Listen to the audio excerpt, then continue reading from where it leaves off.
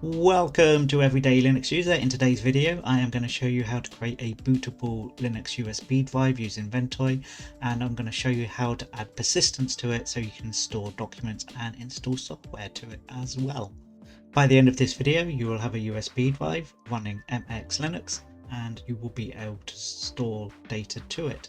And to start off with, what we need to do is open a web browser and go to ventoy.net/en/download.html, and you'll get to this screen here.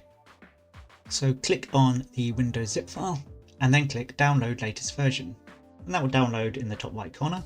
For the purposes of this guide we're going to be using MX Linux. It's a popular Linux distribution. It's lightweight, which is very good for live USBs, and it's based on Debian, so it's secure, stable, and it's actually easy to use. So we're going to click on this download link here, and there's various versions available, but the one we're going to choose is the XFCE, and I'm going for the 64-bit version. And again, that will start downloading in the top right corner. When all the files are downloaded, just close the browser. You will need a blank USB drive. Note that any data on this drive will be removed, so make sure it is blank. Open up your Windows Explorer, go to your downloads folder and click on the Ventoy that you downloaded previously, and then click extract all, and then click extract. And we're going to delete the compressed folder so that it's out of the way, and we're going to open up this folder here, go into there, we're going to click Ventoy to disk. A message will appear. Just answer yes to that, and you can see the USB drive is already selected, so just click install. Make sure it is your USB drive that you want to format, and then click the yes button if you're sure you want to format this drive, and then repeat it again. This is a double check. Now Ventoy will be installed to this drive. You can see it says congratulations, Ventoy has been successfully installed to this device. So we can close that down, and what we want to do now is go to our downloads folder, and we want to copy our MX Linux that we downloaded, so it should be something like that. So right click, copy, go to your Ventoy folder, so this is your Ventoy drive, right click, and then choose paste. So what we've done thus far is create the bootable USB drive, and if you put that into a computer and booted, then you would be able to run MX Linux. But to add the persistence, what we need to do is go back to our downloads folder, and we need to go into the Ventoy folders, like that, and you want to run this Ventoy plugs on application. Now when the message appears, click yes, and then you just want to click the start button, make sure your USB drive is selected. And it opens this page here, and what we want to do is go to the persistence plugin and go to this official document here, and you can see these are the supported distros, of which MX Linux is one of them. And you can see you can download pre-created image files, and these are data files that you can download. So we're going to click here, and we're going to click this images.zip file, and that downloads. And we can close this tab now, and we can close this tab as well, leaving us back here. And you want to go to the downloads folder, and you see you've got this image file here, and we're going to do extract all on that. And if we go back to the downloads folder, you want to now delete this compressed zip file.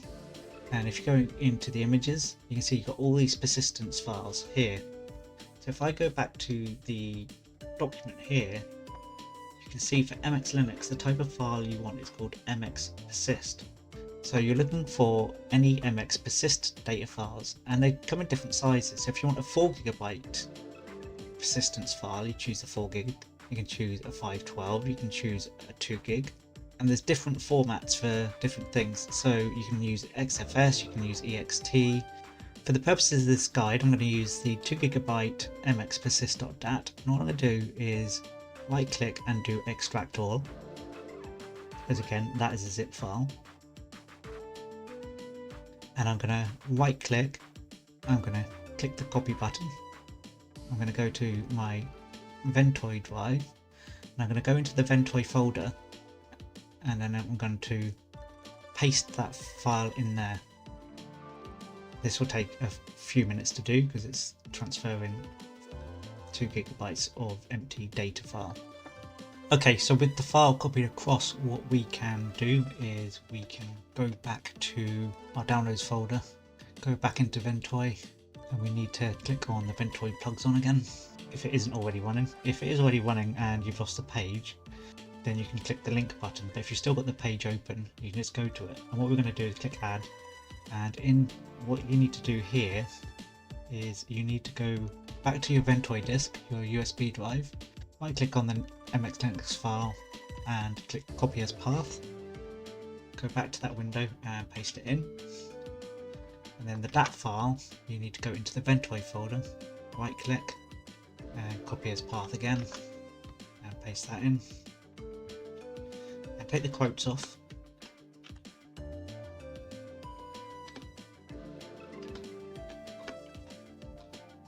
and then click OK, and then you can close this down and you can stop this,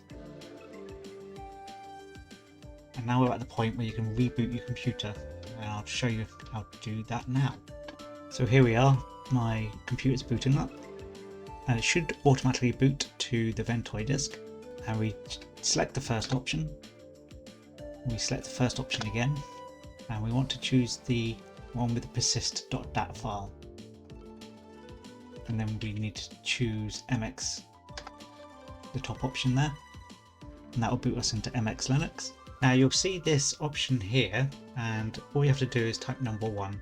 Then you'll see this option for create home address. Again, I'm going to do the create automatically, choose number 1. It says, do you want to create a live USB swap file? I'm going to say no to that. And you can see it's now booting in. Now asks you to set a new root password, so we're going to do that.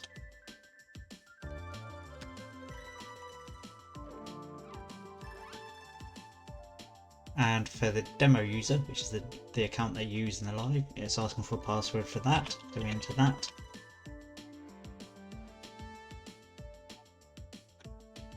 When you see this message, press enter. And there are 4 choices, so you can save on shutdown, reboot automatically, semi-automatic, manual, or quit. So I'm going to go for option 1, which is automatic, so it saves your persist file as soon as you shut down. So here we are in MX Linux. We can close the welcome screen now,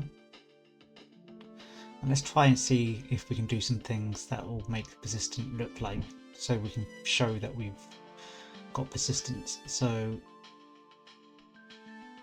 let's start off by changing the wallpaper, like that. And then let's create a file. So we'll go into File Explorer, and in the Documents folder, let's create a new file. Call it Hello World. We'll open it up. We'll save that. And now let's reboot the computer. So here we need to choose Reboot.